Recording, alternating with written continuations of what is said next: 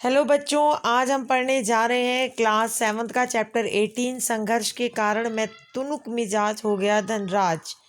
अगर अभी तक आपने मेरे चैनल को लाइक सब्सक्राइब शेयर नहीं किया तो जल्दी से कर दीजिए। स्टार्ट करते हैं इसके वर्ड मीनिंग। पहला है साक्षात्कार यानी भेंट वार्ता। दूसरा कष्ट साध्य, बहुत दुख देने वाला। शौक, चाह। फिसड्डी, पिछड़ा हुआ। तुनुक मिजाज, छोटी बातों पर गुस्सा आ जाना। कद्र, आदर। संस्कार, सलीका। कृत्रिम, बनावटी। शोहरत, प्रसिद्धि। खास, विशेष। स्रोत, उद्यम। प्रतिष्ठा, इज्जत। सेलिब्रिटीज, प्रसिद्धि प्राप्त। अब इसकी वेरी शॉर्ट क्वेश्चन देखते हैं। साक्षात्कार का क्या अर्थ होता है? तो साक्षात्कार का अर्थ होता है किसी से मिलकर आमने सामने बातचीत करना।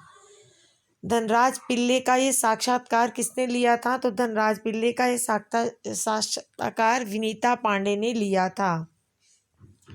धनराज पिल्ले किस खेल से प्रसिद्ध हुए? तो धनराज पिल्ले हॉकी खेल से प्रसिद्ध हुए। धनराज का बचपन कहाँ बीता? तो उनका बचपन खिड़की नामक गांव में बीता। धनराज ने किस उम्र से जूनियर हॉकी खेल खेली? तो धनराज ने 16 साल की उम्र से जूनियर हॉकी खेली। धनराज कहीं आने जाने के लिए किस वाहन का प्रयोग करते थे? तो उत्तर है वह कहीं आने जाने के लिए लोकल ट्रेन का प्रयोग करते थे। धनराज किस कक्षा तक उन्होंने पढ़ाई की थी? उन्होंने 10वीं कक्षा तक पढ़ाई की थी। तो महाराष्ट्र सरकार ने धनराज पिल्ले को कैसे सम्मानित किया था? तो महाराष्ट्र सरकार ने धनराज पिल्ले को फ्लैट भेंट करके सम्मानित किया था। लघु उत्तरी क्वेश्चन है, धनराज को जूनियर हॉकी खेलने के लिए कब चयनित किया गया? जब वे 16 साल की उम्र में उन्हें मणिपुर में 1985 में जूनियर हॉकी खेलने के लिए चयनित किया गया। धनराज पिल्ले का बचपन कैसे बीता था? तो उनका बचपन काफ़ी आर्थिक संकटों के बीच गुजरा। उन्होंने गरीबी को काफ़ी करीबी से देखा था। धनराज ध्यानचंद को हॉकी का जादूगर क्यों कहा जाता है? बताइए। तो ध्यानचंद को हॉकी का जादूगर इसलिए कहा जाता है क्योंकि जैसे जादूगर अपने दांव पेच से हमारी आंखों के सामने ना जाने कितने करतब दिखाता है कि हम दांतों तले उंगलियां दबा लेते हैं, वैसे ही ध्यानचंद भी हॉकी खेलने में माहिर थे।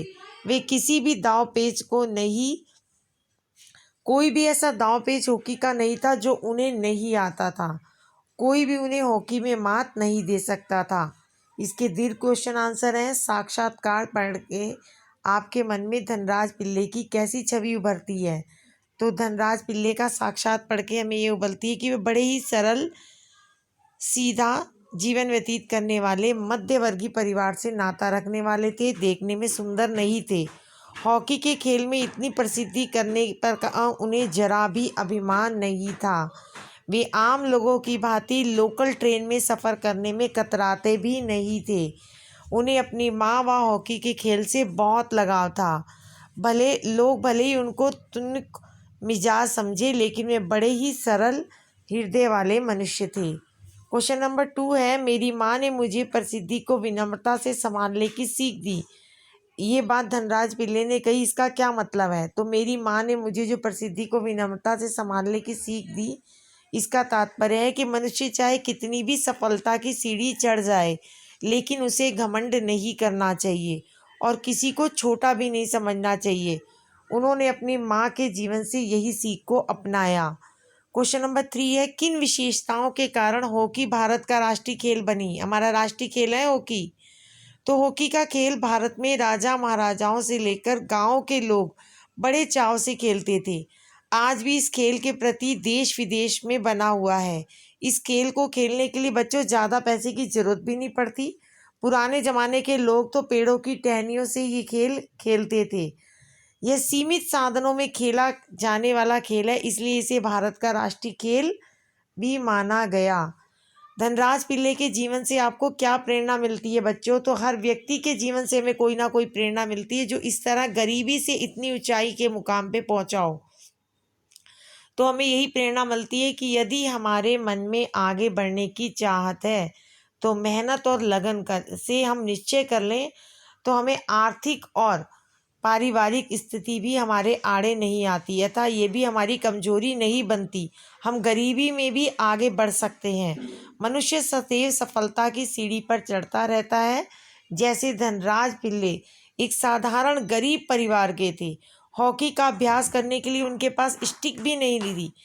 पहले उन्होंने दोस्तों से मांगी, फिर भाई की पुरानी ली, लेकिन मेहनत और लगन उनके मन थी, जिसके कारण वे हॉकी के महान खिलाड़ी बन गए।